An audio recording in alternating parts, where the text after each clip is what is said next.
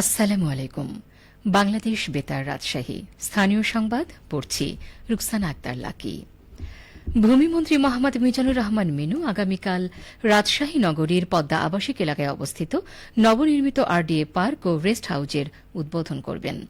বেলা ১১টায় রাজশাহী উন্নয়ন কর্তৃপক্ষের তত্ত্বাবধানে পরিচালিত এই পার্ক ও পার্ক সংলগ্ন রেস্ট হাউজের উদ্বোধনের বিষয়টি আরডিএ এর চেয়ারম্যান আবুল কালাম আজাদ সুইট নিশ্চিত করেছেন। পদ্মা আবাসিক এলাকা সংলগ্ন ১০ একর জায়গার ওপর প্রায় ৪৮ কোটি টাকা ব্যয়ে নির্মিত আধুনিক এই পার্কটিতে রয়েছে বিশাল ওয়াটার বডি সহ চারদিক দিয়ে হাঁটার রাস্তা। একই সাথে ৫ বছরের শিশু ও প্রতিবন্ধীদের বিনামূল্যে পার্কে প্রবেশের সুবিধা রয়েছে।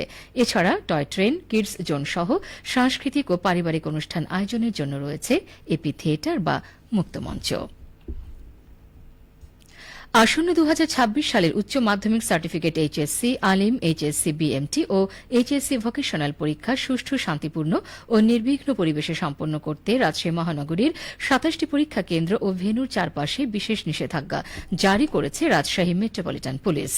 আরএমপির এক বিজ্ঞপ্তিতে জানানো হয়, আগামী ২রা জুলাই থেকে পরীক্ষার দিনগুলোতে পরীক্ষা চলাকালীন সংশ্লিষ্ট কেন্দ্রগুলো ২০০ গজের মধ্যে সব ধরনের মিছিল, মিটিং, সমাবেশ, বিক্ষোভ প্রদর্শন, মাইকিং এবং বিস্ফোরক দ্রব্য ও অস্ত্রশস্ত্র বহন নিষিদ্ধ থাকবে।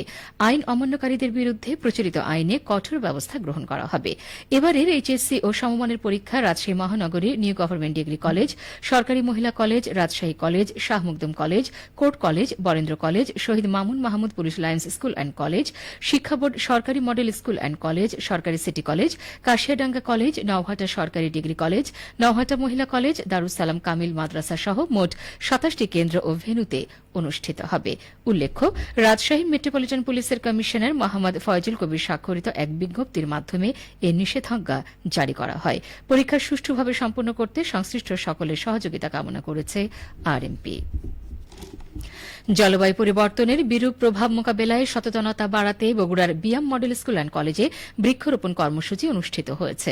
গতকাল প্রতিষ্ঠান প্রাঙ্গণে এ কর্মসূচির আয়োজন করা হয়। মাধ্যমিক ও উচ্চশিক্ষা অধিদপ্তরের উদ্যোগে লেইজ প্রকল্পের আওতায় জলবায়ু পরিবর্তন বিষয়ক সচেতনতামূলক কার্যক্রমের অংশ হিসেবে কর্মসূচিটি বাস্তবায়ন করা হয়। কর্মসূচিতে প্রধান অতিথি ছিলেন বিয়াম ফাউন্ডেশন আঞ্চলিক কেন্দ্রের পরিচালক আলমগীর কবির। উপস্থিত ছিলেন বিয়াম মডেল স্কুল ও কলেজের অধ্যক্ষ মুস্তাফিজুর রহমান, উপাধ্যক্ষ দুলাল হোসেন সহ প্রতিষ্ঠানের শিক্ষক, শিক্ষার্থী ও কর্মকর্তারা।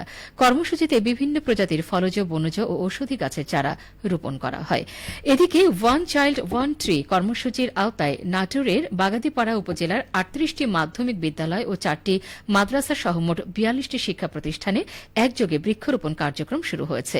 গতকাল উপজেলার প্যারাবাড়িয়া দাখিল মাদ্রাসায় এই কর্মসূচির আনুষ্ঠানিক উদ্বোধন করেন উপজেলার নির্বাহী কর্মকর্তা দেবাশিস বসাক। এর আগে গাছ লাগাই প্রাণ বাঁচাই, সবুজ পৃথিবী গড়ি এই প্রতিপাদ্যে শোভাযাত্রার আয়োজন করা হয়। পরে আলোচনা সভা শেষে বিভিন্ন প্রতিযোগিতায় বিজয়ী শিক্ষার্থীদের পুরস্কার প্রদান করেন উপজেলা নির্বাহী কর্মকর্তা। প্যারাবাড়িয়া দাখিল মাদ্রাসার সুপারিনটেন্ডেন্ট শামসুল আরিফিন অনুষ্ঠানে সভাপতিত্ব করেন।